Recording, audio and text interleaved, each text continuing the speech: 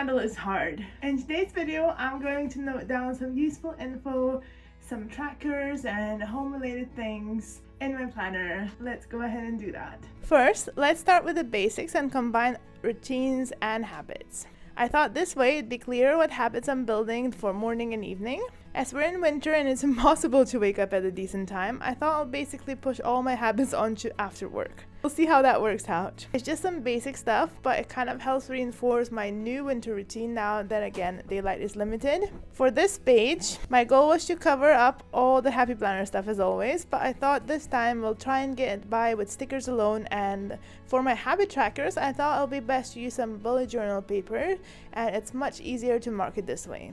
I have an abandoned bullet journal that I can unapologetically pull paper from. I wanted a thin, narrow box to separate them into morning and evening, but as that didn't quite pan out, I thought this larger box cut in half will do. I didn't quite cut it equally, which is not really surprising, but it blended well with the surrounding environment, so it was all good. I really like these washi strips too. It helped me to cover everything and fill in all the extra space. For my habit trackers, I start them on the 4th of November as I'm a bit too late for this and for my November spread. It worked out well though, because it actually gave me more space to write out the actual habits or actions to include into the routine. It's only a few and some of them are routine already, like brushing, but I wanted to include it anyway as it's part of a morning routine and I could add a habit to it, aka kind of like habit stack. Same thing with shower for the evening. I can incorporate part of my skincare here.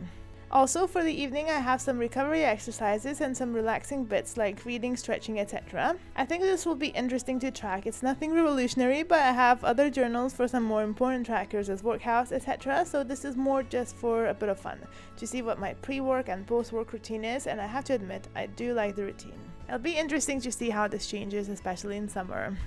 Hopefully it does to more like a morning-based routine. Next one is a page I'm making just to save the instructions for my skincare products and to come up with a proper skincare routine. I'm the last person to come up with a skincare routine or recommendations, as I always feel so overwhelmed and end up not using anything. But you know, I'm not getting any younger. I have to start caring about these things sooner or later. I ordered from Less Minerals and have heard good things, you know, from the influencers. It seems like a good natural brand. And most importantly, they have a proper step-by-step routine on their website, so I thought it'll be best to stick to it. I thought this as well, it'd be fun to use the packaging paper as the base, just for something different in my planner. I put my printed out version on the paper first and then moved on to placing the package paper, and then finally, since it had all these empty spaces, I couldn't resist using some of my stickers as well. I used these ones from the self-care sticker book from Lilla Posh, and it worked out well with where I placed it in my planner. On the other side of this, I just cut all the packages with the using instructions and stuck them here, and I decided best to stick to them in order as well, according to my cheat sheet on the other side. One package actually had a sticker on here, which is the best. I wish all of them had. I cut the leaflet that came with the packaging here too, mainly to fill all the spaces. For the first few days, I actually referred back to this before I could remember what to do, but then sometimes I stop and can't get back into it, and for these occasions it'll be good to reference this back, much more satisfying than looking it up online. That's the reigning theme, just have to print everything and put it in the journal. Lastly, I wanted a space to hold a couple of my recovery routines. I've established one with a few exercises for my wrists, as I really want to avoid carpal tunnel and similar issues, and it is quite prevalent in my line of work and of course with all these journals.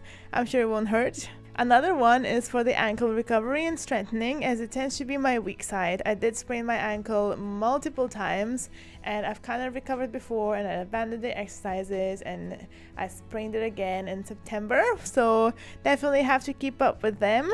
I've been following this physiotherapist, Dr. Den, for a long time, and I've been pulling some exercises from her content. I thought I'll just screenshot some exercises, and then again, if I forget what was the routine, I can reference this and remember what were the exercises. Ideally, I do them every day, but you know how it is. I feel like mine just comes in waves. Sometimes I do them a few weeks, one after another, and then just stop for a few months. Hopefully, as they're on my habit tracker now, I can add more of them into my routines. I don't feel like you need to do them every day per se, but then it's the best way to establish a routine. Obviously know the exercises already, so just screenshotting them serves as a good quick reminder if I forget what exact exercises were in the routine, just to jumpstart my memory really.